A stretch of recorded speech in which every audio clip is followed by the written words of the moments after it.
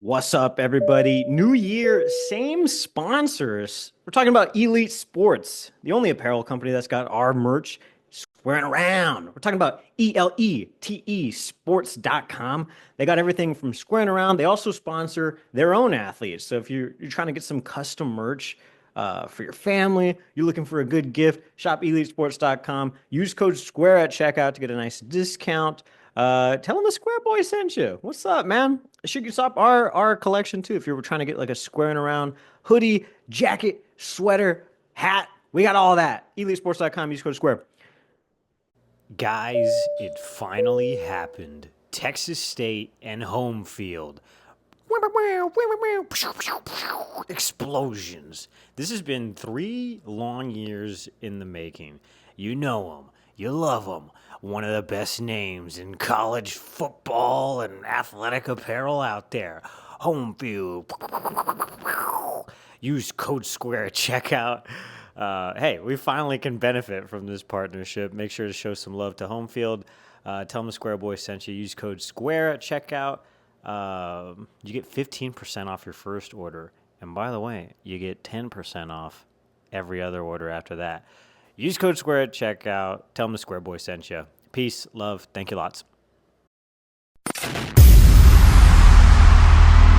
Tired of winning the tailgate but losing the games? We can't help that. But we can tell you what the hell is up with each team and what's going on across sunny San Marcos. Texas State fans, get on your feet. You're listening to Squaring Around with Jakob Rodriguez and Andrew Zimmel.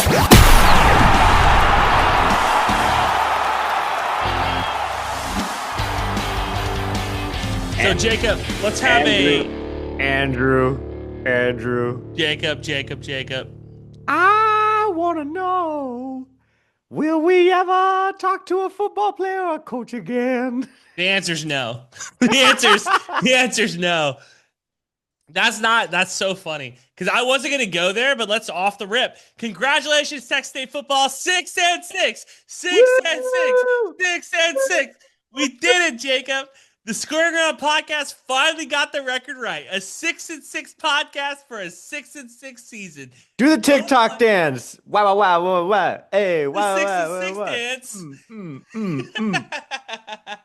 God, man. Do the 6-6 dance. Dog.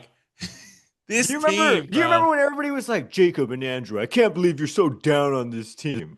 How can I be up on them if I can't even see them practice? They told me this team was going to be 10-2, Jacob.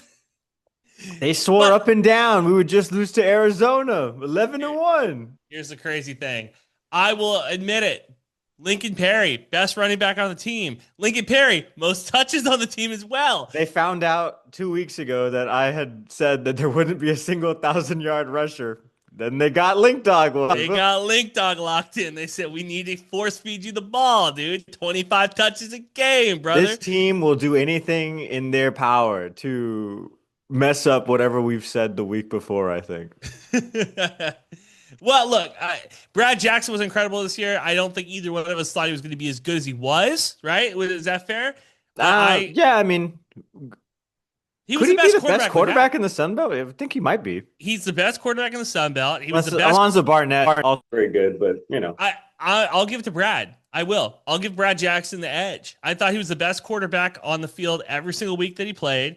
He was by far, I think, the best quarterback that TJ Kenne's had.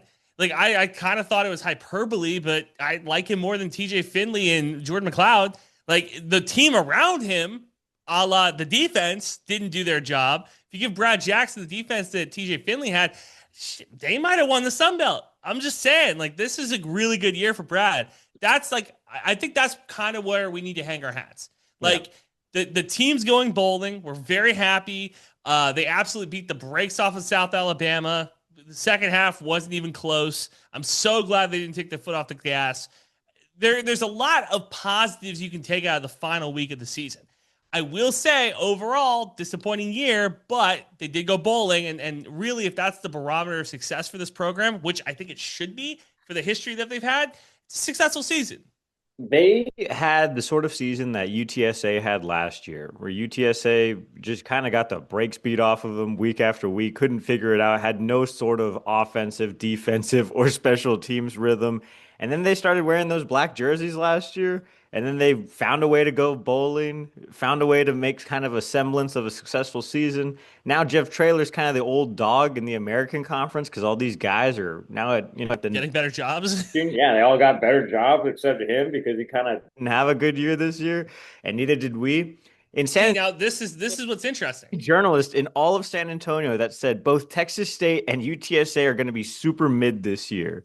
And Craven, he'll take credit as that as well. He said the Bobcats are going to have less than 7 wins, or what did he say? Less than seven and a half. Yeah, less than 6.5 wins. But here's the thing about Craven. All of these are under the DCF podcast umbrella. So literally any of the takes that we have technically could be his take.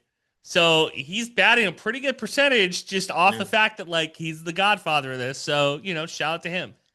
Yeah, honestly, kind of shout out. Yeah. Shout out, reverse shout out, Craven. Yeah, no, I'll say like it was interesting. Before I started complaining about all this stuff, you said you had a stat for me. I'm sorry. I totally cut you No, off no, just no, to no, no. sing and dance and No, sing and dance because the stat is going to ruin the podcast. So God. we'll put it in the bag, and it doesn't necessarily have to do with the pigskin sport. Okay? Just put that in the back. Little teaser. Your last time watching this team play in the regular season, what was your immediate takeaway? Were you at all nervous during the South Alabama game? Because I was bored out of my mind. It was. The first half was one of the most boring halves of football that I've watched Texas State play. That's saying a whole lot because there's a couple years there where we couldn't do anything. It was so boring. I was Like, what am I doing? I literally was like, should I start applying for jobs on LinkedIn? Like, Yeah. This is so boring. Yeah, no, the first half was very tough. It was a punt off. But that's kind of what I came to expect almost from this team. Like, I'm not expecting them to do anything really special in the first half of any of these games, considering that the games that they had done really good in the first half, the second half they came out looking dead. I was really happy that after halftime the offense woke up and the defense. I don't have any inside sources. They don't talk to us, so obviously we can't say that we talked to somebody. I'm just saying from watching football and knowing college sports, somebody's job was on the line these last 3 weeks. Like, I'm just telling you right now, that defense looked different. The last 3 weeks compared to like the middle 3 weeks, it's just a different type of team. Yeah, So definitely some personnel on the field, some personnel off the field. Listen, GJ Kinne addressed that in the press conference, which I feel like didn't get enough fodder. He was like, listen, we made some changes and they worked, and we all learned from it. Yeah, I think we started off really strong. We went 3-1, and did some really good things at the beginning of the year. It was that middle part for whatever reason, and I think the way we lost was just super weird. I'd love to have those games back, but obviously that's not going to happen. So I think it's just a real learning moment for everyone involved, and we find ourselves in that position again because we did change some things up and we did some different things, and they paid off. So. And it was kind of like like when the superhero or the supervillain like saves the universe after kind of messing everything up, and here's like mega mind action. Yeah, it's kind of that is pretty much what he said. And then after he was leaving the podium, I hope my camera was still rolling because I have all of the presser on my phone, but I was just like this, trying not to move. But anyway, I hope I have this whole thing because he walked off and then he goes, Hey, thanks for sticking with us, guys. I know it was tough for a couple of weeks. Everybody that was there will vouch for me. That was said, even if I didn't record it. But that's what he said. So, yeah, everybody took a hit this season. The defensive staff took a hit. GJ Kinne's stock, I think, as a college football coach, took a little bit of a hit nationally. The views on this podcast took a hit. The views on Kev's podcast took a hit. I imagine Colton subscribers took a hit. All of us took a little bit of a lump this year because the defense couldn't figure their crap out. Let's learn from this and grow. Let's move on. Because if you look at the conference champions in the Mountain West, and you look at the teams that are going bowling in the Mountain West that are going to be in the Pac-12 with us next year, hey, they're all pretty good. Okay, all those teams looked pretty solid this year. Yeah, so what was their schedule looking like? I'm sniffing around the bakery and really, I smell cupcakes. You think that it's gonna get a cupcake next year? No, they had some cupcakes scheduled Oh, on their stuff. Wait, oh, wait, we who did did they play? too. I mean, we played a average Troy team and we lost to them. We played an average Fair, Louisiana team and we lost to fair, them. fair. I'm just saying, It's the like, Sun Belt, baby. It means so much more. but here's the interesting part. The Sun Belt has done, to me, such a poor job nationally. And this isn't us just because we're leaving the conference. This is me just like looking at this for what it is. The JMU Dukes are the best team in the group of five in my mind. Like, and they get zero push from the conference. Like, conference is spending zero, to me, zero marketing dollars. Marketing this team is like the best group of five team. In comparison to what Boise State did last year, where they were the 12th seed, they had a Heisman contending running back, which, I mean, Ashton Jeanty was incredible, but let's not get it twisted. Boise State was closer, I think, to the group of five pack than JMU is. And they're getting zero push, zero love from the Sun Belt, which You're is talking about really interesting. institutionally, like they're just Like Keith Gill should be on Feinbaum. Keith Gill should be on, the college game day. He should be doing stuff to like big up his school. Like, did game day go to JMU this year? I don't think that they did.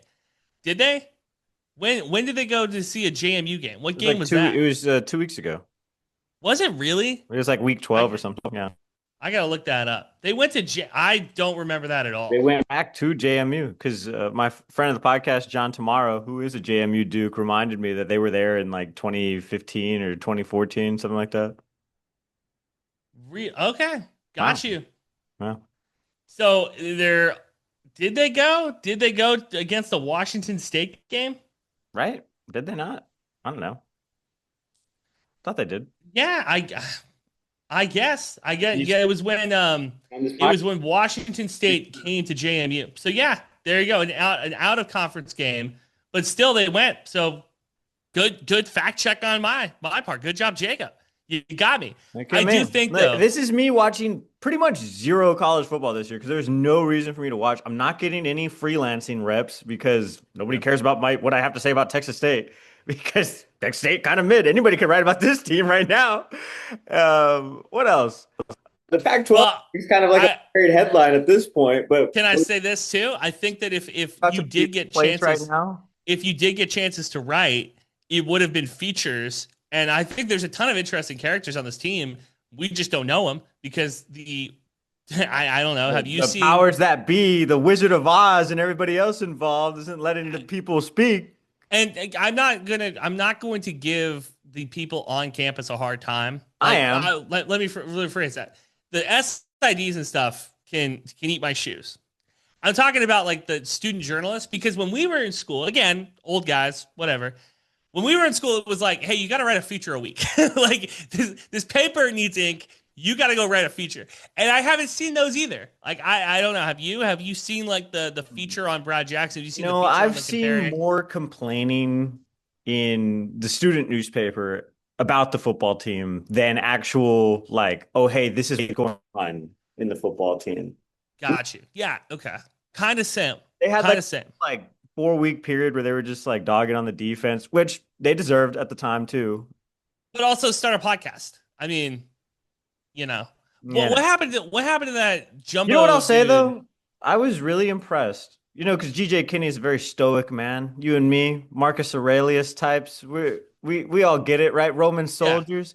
Yeah. I was kind of impressed with how stoic this team is because a couple of oopsie daisies that happened on the field that I was like, okay, I would have lost my mind on that. Like, perfect example, Bo Sparks muff punt. Everybody's just cool with it. Nobody got up in his grill. They just kind of moved on to the next play. And then there was another one. What happened? Did they miss something? No, I guess Tyler Robles has been pretty perfect. Yeah, I think he went perfect last. But anyway, I'm watching these guys kind of mess things up. And not like things that would ruin the game completely, but just like mistakes that you wouldn't think happen. And I turned to Colton McWilliams and I'm like, man, what the hell is up with this team? Why are they so like locked in like that? And then he was like, it's GJ Kinne. It's just kind of what he talks about. And I was like, huh, maybe Jacob's wearing a little egg on his face. Maybe it hashtag is bigger than other things at play. So it was a culture problem that we couldn't tackle in the open field? Maybe. I don't think so. I think this is a group that 12 games in is taking kind of the same mannerisms as their head coach, which is great. It's good to move on from that play. To finally start listening to your father or your mom and apply those life lessons that they've been instilling with you the whole time to try to get your shit together at the last minute and make a bowl game. Listen, maybe we're old school. I will say Nick Saban got in people's craw, and 6 national champions later, Can I ask you a question? I don't know. Just saying. How many times did your father have to hit you for you to correct a mistake? Hit me? Yeah, hit you. Your dad ever hit me? I don't think he had to hit me to correct mistakes. He got in my face. He yelled at me for sure. I don't think my old man hit me. Okay, I'll be honest. I've had a couple run-ins with my dad. But, didn't see the podcast going there. Happy Thanksgiving, everybody. You see this straight and narrow I'm on? Yeah. Guess it worked. No drug charges for Jakey. No DUIs for Jakey. Figured it out. All the rules. Right. Here's Good the for thing, you, man. And this is what my dad has said too. He said it during his retirement speech when he was retiring. Is how you do one thing is how you do everything. You don't show up to practice. You're more obsessed with Gumby's deals than you are working stuff. It's like that's what's gonna happen on the field. Yeah. You don't show up to podcasts. You don't come on any podcast. The one thing that would really get me is if they decide to start their own podcast. That would get in my craw. I think if it was like, hey, Texas State has a new podcast. None of them can talk, so it's okay. They never do anything. Yeah. Is that think about like how like when we started this podcast and like I was kind of like shy on the mic and stuff. Like, imagine how long it would take like a normal person with no podcast experience, no media training at all, to get to a level that we are right now, 3 years into this podcast. By the way, happy anniversary to Squarin Around. This is the 3rd birthday party for Squarin. Yeah. I think December 3rd or 4th or 5th, something along the first week of December is our first anniversary. Look it up. I was flying from Minnesota back to Texas, eating a burger. Jakob was like, "Guess what? We're doing a video podcast now." And at that same time, I was flying back from Mexico City back to Texas, getting word that we had just hired a new head coach, and I was like, "Oh, this is the perfect time to start a podcast about this team." Let's get on the podcast, Mike. Yeah, I mean, this season, like I said, to put it to rest, to put it to bed, disappointing for those of us who had higher aspirations, kind of on par for where this team has been historically. The big thing to me is how do you retain the players? Because if you can retain 70% of your roster, that would be a ginormous win for this program, even though the defense is terrible. If you can retain guys and have them be in the program, be in the building, and continue this culture, that's huge, especially considering that Texas State has kind of transferred out of the transfer U era. They will still get the transfer portal guys, but they're looking for, hey, can we develop guys? Brad Jackson's been with the program, 2 years now? Like, this is his 2nd season, and it shows that, like, that's why he was as good as he was. 2.5, technically, if you want to give him that freshman year one. Yeah, when he came in early. So, I mean, like, that I do think plays a big part in his development, how good he was. Like, this is a guy who looks like he could be a middle-tier Power 4 quarterback, which in the group of 5 is enough to win you some ball games, like, if you just have a defense. I think he's on track to have a stellar game next year. Stellar season. Stellar season, yeah. But really just like a marquee. Thank God, too, because Texas State's going to need to pony up pretty soon.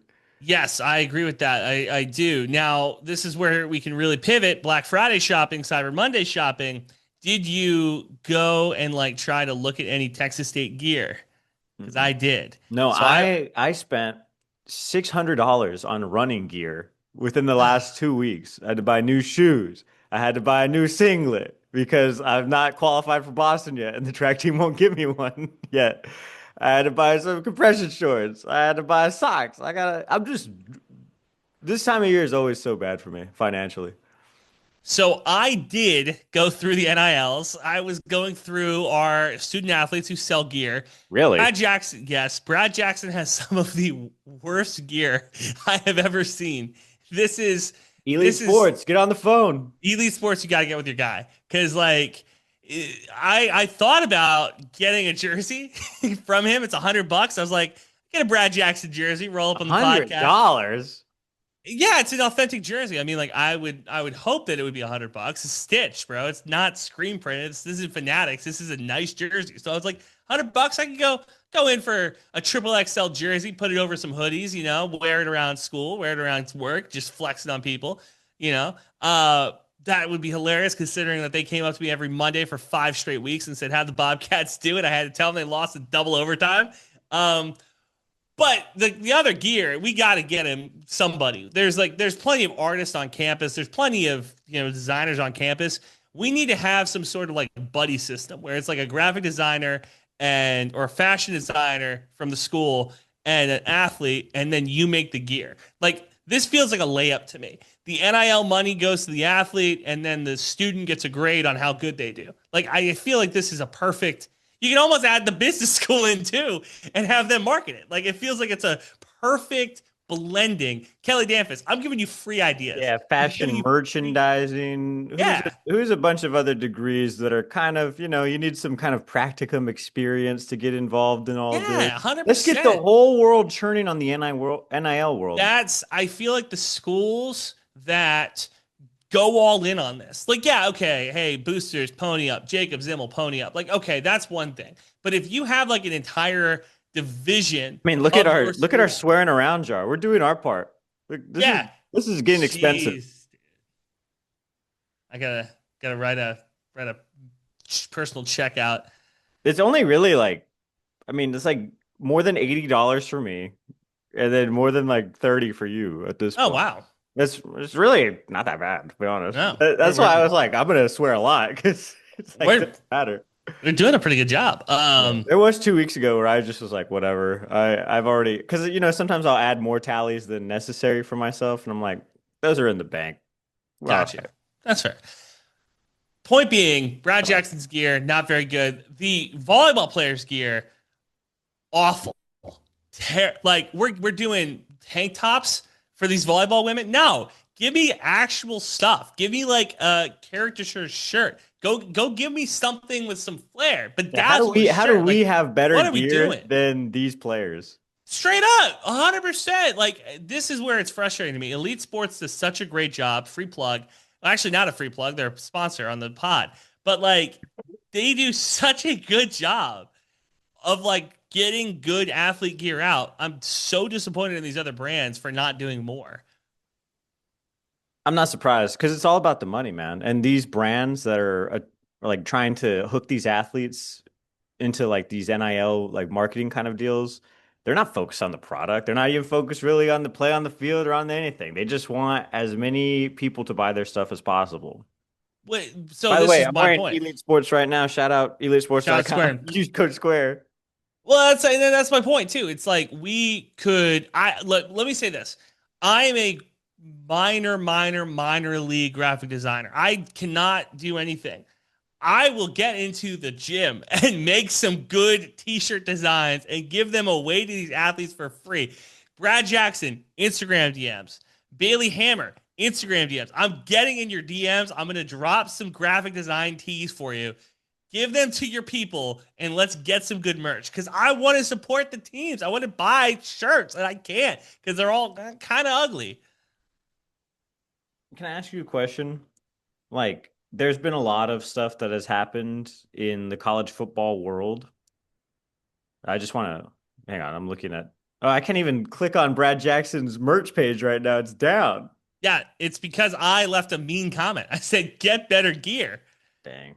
One of them is a can opener that says more than an athlete, which I think would be crazy. All right. If you got pulled over. If you don't sign this guy at the end of the day, we're going to sign him and we're going to start just printing t-shirts. We're going to put all of our podcasting money into the t-shirt fact. Actually, I know 2 boys in Austin that own a t-shirt. I would love it. They would love that. They would love this thing. I don't think they can print jerseys just yet, but you give us about a year and a half under the Pac-12 and we might be able to do it. Some screen printing. I would love to do the Pac-12 logo, but have it just say. But could you imagine our friends in charge of Brad Jackson's NIL? They'd be great. They'd be great at it. It'd be a sweatshop. He's printing jerseys, rolling jerseys out, rolling shirts out. But I'm saying like the Pac-12 logo, right? It's PAC. Okay. Here's what we should do. S for Squaring, J for Jacob, A for Zimmel. Okay. So it says SJA. All right. But it is in the Pac-12 logo design. Social justice attorneys. So then we just put Brad Jackson's stuff all over the shirt. Because, I mean, what is he going to do? Sue us? He's got no gear. He's got no, like... yeah, exactly. He's nothing. Brad Jackson, listen, if you don't have any gear, we just took your gear. Yeah. What are we doing? We could partner up. He could be like squaring around athlete. Never comes on the podcast, but like a silent third co-host. Put a little picture of him up.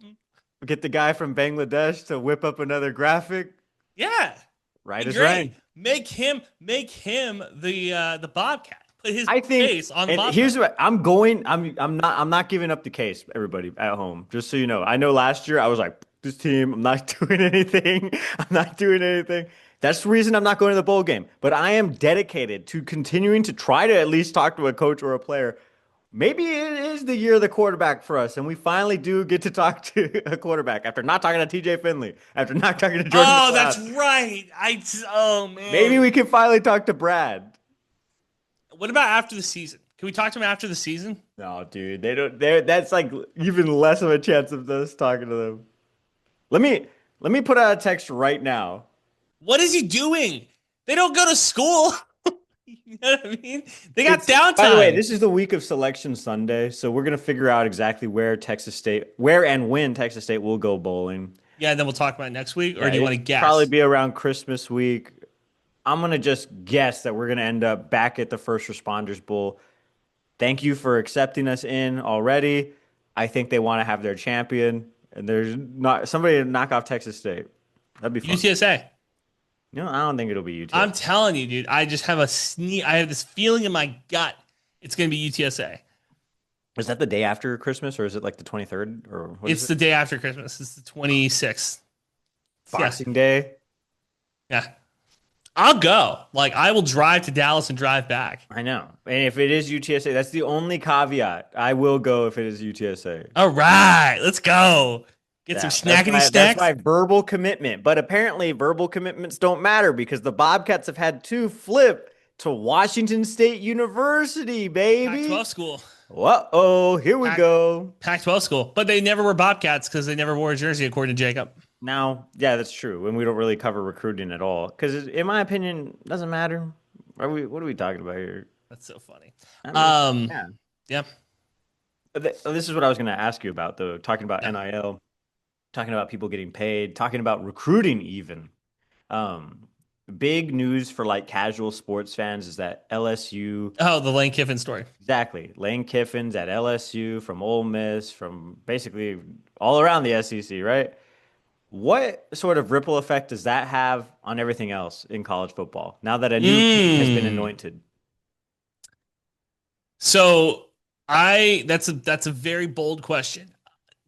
I will say that I do think that it does move the schedule at some point, not next year, but at some point, probably 2 or 3 years down the line, we're going to get it where it's not all going to be on top of each other. It's not going to be the end of the regular season and then coaches hired, fired, and then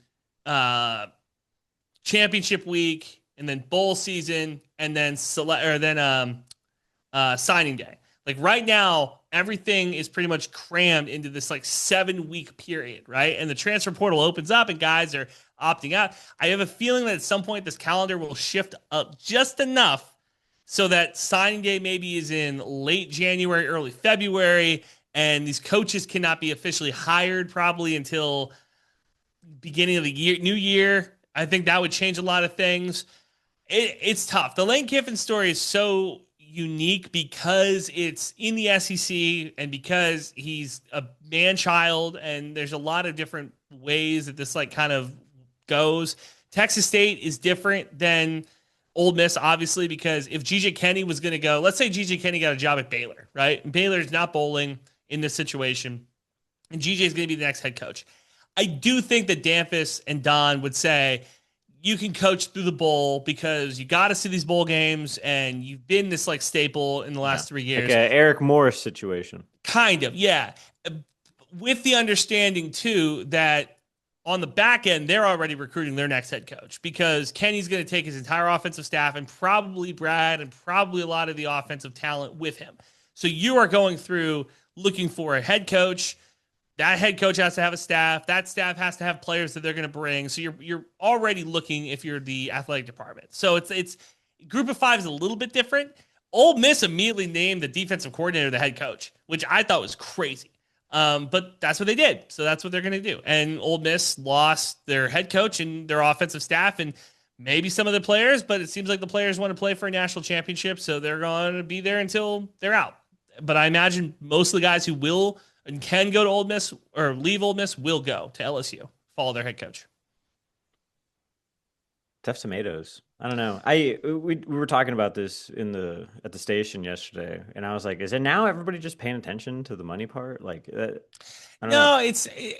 There's so many, and for the casual fan who's not like a college football sicko and diehard, right? There's so many other things that are happening all across the news world and the sports world that you can dip in and be like, oh, that's really weird. Like that's a really weird story with a really babyish guy. Because you got to remember too, this isn't James Franklin or Ryan Day, where they don't have they have a history of this. No, like Lane Kiffin has a history of leaving every place and burning a bridge, right?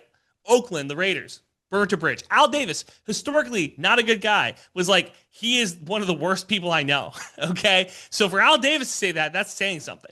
Tennessee absolutely hated this guy. Nick Saban liked him when he was on the staff, but like there's also some of this like I don't really know if he's a big Lane Kiffin guy. So it's everywhere he's gone.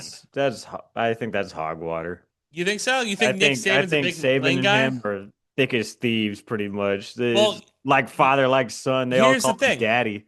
Here's the thing. You will not really know, and I'm not just talking Jacob, but everybody, we won't really know until the Alabama job opens up again, because Kellen DeBoer is not going to be the head coach for the next 30 years, obviously. That job will open up, and Lane Kiffin will leave for it if he can. And if he doesn't get the job, it's because Nick Saban said, do not hire that guy. I would say Sarkisian's probably the more likely answer for the Alabama problem. Wow. Do you think Alabama could hire him away from Texas, though? Well, 100%. Really? Alabama is the best job in college football. Bro, who cares, right? Is Texas these guys? How much money do you all need? I don't even know if it's a money thing, though. I don't even know if it's a money thing. It's a resource thing, and it's a. But we're not playing roller coaster tycoon. At what point do you just want to buy a house, live there, and coach football? I'm just saying it's almost like this is the dumbest thing ever. This is a really weird comp. The Dallas Cowboy job is very similar in that way because it is the job in the NFL. If you're the Dallas Cowboy head coach, you are the head coach of the biggest brand in the sport. If you're the Alabama head coach, you become a household name overnight. Like Sarkisian's a household name in Texas. He's already a household name. He was in the CFP last year. He's one of the best coaches in the country. I think a guy. What are we talking about? I think a guy in Iowa, mom in Iowa, doesn't know who Steve Sarkisian is. Who cares about the mom in Iowa? Nobody cares about the mom in Iowa. I'm saying it's the biggest brand in the sport. And if that job opens up, I think it's the number one job. And now suddenly the mom in Iowa was like, oh boy, Steve Sarkisian. Yeah. Nobody cares about Steve Sarkisian in Iowa. They're in the Affleck commercials. Like, I'm just saying. Like, I think that there's these jobs in sports. The Lakers head coach. We're past the point where these coaches, Saban is in a lot of commercials now. You know why? Because he's not coaching. He was in the commercials beforehand too. Not as many, you're correct, but he was in these Affleck commercials beforehand. Everybody's getting paid. He's not going to get paid too. I'm just saying that the biggest job in the sport is Alabama. If Alabama opens up and Lane Kiffin doesn't get the job, then it's because Saban said no. What else do you need at Texas to be successful? I'm tired of these guys having excuses. Look, Sarkisian might not want to go. I'm just saying that that would be Alabama's the best job. It's ridiculous for me as a journalist, right, to understand how much money is involved in this. But then also for like the casual fan, little Larry at the water cooler going, "Hey, what about Lane Kiffin?" And it's like, do you even understand what the hell you're talking about? This millionaire is now making even more millions of dollars to go over here, and nothing has changed really, but kind of everything has. Uh, the Ole Miss LSU is a big jump. Well, yeah, but it's in the same conference. You had the same successful thing at the school, and you got sober there. You changed your whole life pretty much. Not at Ole Miss. He's been sober like 5 or 6 years now. No, he got sober at Oxford. Look it up. Here's the Game deal. day guy. Here's the deal. Nah, I don't believe him. I'm just saying. I don't think he's been drinking since. You're right, because AA does have a lot of liars. I just And don't. for that alcoholics lie. I'm just saying. I think he sobered up when he was with Saban. That's all I'm going to say. Because okay. You asked about the ripple effect. I think that the ripple effect of this is that there will be fewer of these massive buyouts in the future. And it's going to be more like the NFL in that, if you have a bad season, you're probably going to stick around for 2 or 3 more of those. Like we're not going to get rid of guys after one bad season. It's going to be, you had a 6-6 year. You're probably going to get another chance to go 9-3. Like that's just probably how this goes versus where the current situation, or the past situation was if a guy like Kellen DeBoer goes 6-6, he's out of there and they're hiring another guy. What Jerry Jones and the National Football League did to the running back position in regard to pay and like how that like affects the rest of the league, they need to do the same thing to the head coaches and just neuter the position and like drain it of money and power and prestige. So why are we worried about Karen in Iowa? What are we talking about? I'm just saying you're conflating these two things. I'm saying Alabama's the best job in college football because of the prestige, because of the money, because of the resources. You have to live in Tuscaloosa versus the capital of Texas. I'm just saying. I think so. So your take is that the best job in college football is UT. I think so, and you keep all your money over here too. Okay. Or Louisiana, honestly, is not that bad either. Honestly, good, very good UT propaganda. I love it, but yeah. It makes sense. It's a huge brand in football. The Longhorn on the side of the helmet's insane. Like it would be foolish of me not to admit that. UT Jakey, all right. I know, unfortunate. I love it. I edit the Aggie podcast too, so maybe that was what did. All right, I have a stat for you. So your beloved Texas State men's basketball team lost another game, this one to Lehigh. Yep. First question, what is Lehigh's mascot? Ooh, I don't know. But actually, fun fact, not fun fact, Lehigh University is where that incident happened that led to the creation of the Cleary Report. Oh, wow. And the Cleary thing is the whole thing I did at Texas State. Yeah, that was your claim to fame. Lehigh Warhawks are 3-6 this season. Oh, the Warhawks, really? Last season, Jacob, they went a stunning 11-13. Oh, I'm sorry, 11-19, and lost in the first round of the Patriot League.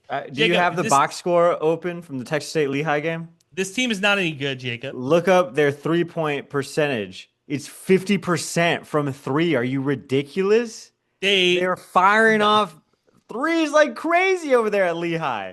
Listen, they might have the highest 3-point percentage in the country right now. That was a bad loss. They lost in overtime. Absolutely. They lost both their games in this little invitational. Let me talk to you as a coach because we can't book this coaches. team isn't good. This team isn't good. Is there anything as a good loss? No. Exactly. No. That's two bad losses back to back. Well, what was the first one? Seattle, 66-52. Like, no, this team is not any good. And they're not. Actually, we're now 0-2 since I ran into Coach Johnson at the football game. And he was like, hey, we're doing pretty good.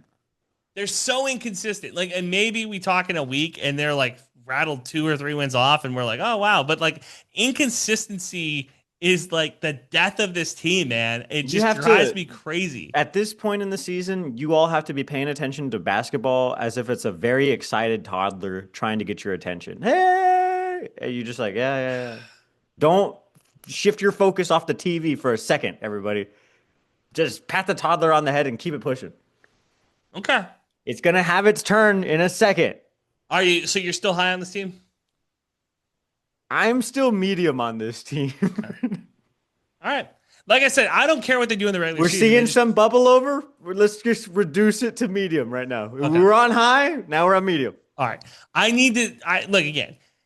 Meantime, women's basketball, Andy. I would rather just have a consistent team, whether it be consistently good or consistently bad. I don't want to continue to do this thing where it's like every week we come on the podcast. Hey, last week they figured it out. This week, next week, they suck. Oh, they're good. Like I will say, if you guys need an interim head coach, me and Andrew can pretty much run this system after talking about it for like 10 years now at this point. Yo, you know what? We could do it. We could lose games too, Andrew. Get freaking Colton out of the rafters and put him near the court. I see these pictures every single nobody week. at these games. There's nobody at the games. Like, put him on the court. Like, it would why be are you one making thing him sit if up we were there? a national brand and you're like, okay, media, you got to be somewhere else. You guys are a distraction. Or we would be helping the cause out there. Or if it was packed, like if it's a full stadium and you have to put the media somewhere, yes, put them in the rafters. They can just get the binoculars. That's fine. There's nobody at the games. Put him courtside. Like, why are you making him sit all the way at the top That problem of the has gotten rafters? so bad that I just sit in general student seating, and there's nobody around, so it doesn't matter when I go. It breaks my heart to watch these games on TV, and the seats where we would sit underneath the left basket empty. It's like that's the best seat in the house. That is the best seat underneath the basket. You can talk to the inbounder. Honestly, the giant cheerleaders aren't there anymore either. So I'll raise sit there you one, and be actually. fine. The seats right in front of the Castro Club, if you have some friends that are kind of high society, they can sneak you drinks. Not saying I've done it, saying it's happened. All right. I have one last thing for you before we go.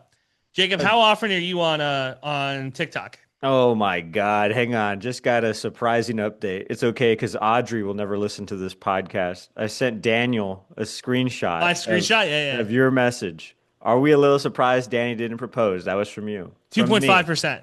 From me. Yeah. No, dude. If Danny set foot in a ring shop, I would know. You go. I'm like 2.5%. Daniel hits me back. Probably like an hour and a half later after I sent him that text. I'm thinking first quarter 2027. Look at us. Look at us go. That's great. Dude, I put down my phone right now. I've got chills. Can I get a little bit of like kudos on this?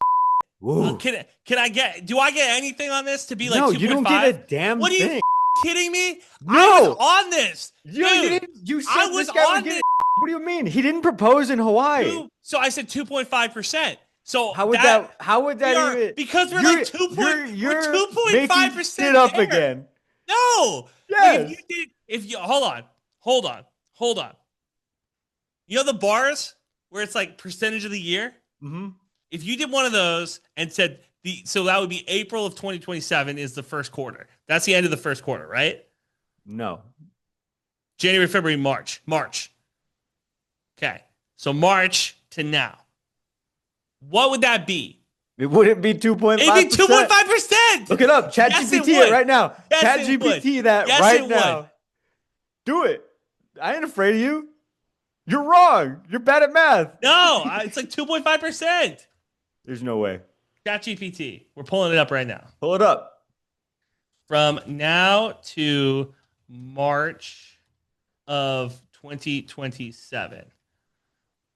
What would 2.5% of that be? Let's do December. I'm just going to send him an eye emoji.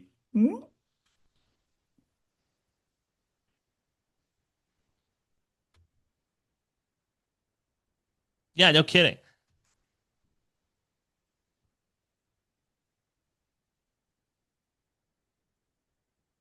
Yeah, you're doing the math on how bad you are. No. So, okay. 2.5%. Actually, it's less than 2.5%. 2.5% from December 1st. This doesn't even make sense. No. Like, in what world? We're the first people in the world that have ever calculated time like this, I think. We invented a new way to calculate time. It would be December 11th, 2025 would be 2.5% if you start a calendar from December Daniel, to March I of swear 2027. to God, if you propose the day before my birthday, I'm gonna lose my mind. I'm just saying. That's Daniel, incredible. I did an incredible job. I'm like Scooby Doo, bro. I'm like sniffing this shit out. Oh my God, that's great stuff. that's crazy. That was oh. I'm one of these people, man. I'm an Okay, empath. well, let me. Since you're so good at, I'm looking at pictures. I'm ready to go. you're like Temple Grandin, dude. You just see the pictures in front of you and people talk. You're like the beautiful mind math. The mentalist, bro. Mentalist. I'm Oz the mentalist, bro. You saw are the picture, mental, I was like, as Liam Gallagher would that's say. something right there. All right, let's Mental, go. brother. You're so good at calculating time. How do you think I'm going to finish this weekend at the San Antonio Marathon? Ooh, 3 hours and 45 minutes. Yo, that's actually my goal time. So yeah. Dude, I'm telling you, I am on this, bro. I am on this. I actually got a text from my running coach though, and she's so hyped to see me run. All you need to know is you've done the work. It's in there, and now it's the fun part. I'm so proud of what you have put together over these last few months, and I cannot wait. I cannot wait to watch you race. It's going to be amazing. Jacob Shout out my girl Jenny. Jacob has a parasocial relationship with his running coach Jenny. Just want to put that out there. All right, this is gonna be awesome. Yeah, it's going to be great. I'm very proud of you. The marathon is this weekend. Everybody, light a cig on Saturday for Jakey because that's what he's going to do after he wins the race. 3 hours, 45 minutes. You heard it here first. Tech State basketball is going to lose another 2 games before we talk again. And your bowl prediction is? I think we're going to the First Responders Bowl. Give me the... I'm not... Frisco's Scooters Coffee Bowl, you and I talked about this already. Yeah. I hate you guys forever. I hate your coffee. I think everything sucks. You tried to honeypot us year 1 when we were bowl eligible. It's not going to happen again. I'm going Frisco Coffee. I think that's the take. I just feel that we're not on the same page. I'm going to go in Frisco. Okay. Yeah. By the way, I was still... Even if that happens, even if I get my ideal matchup, right? UTSA, Texas State, I'm not even going to be able to write the game because DCTF is there and some guy is just going to write that for us. So probably Carter Yates. This team will just go back to stealing money from us. Thanks for squaring, everybody. Adios. We don't need no badges. I don't have to show you any stinking badges. Better not come any closer. Thanks for listening. New episodes out every Thursday. Follow the boys on Twitter. Eat 'em up. Eat 'em up.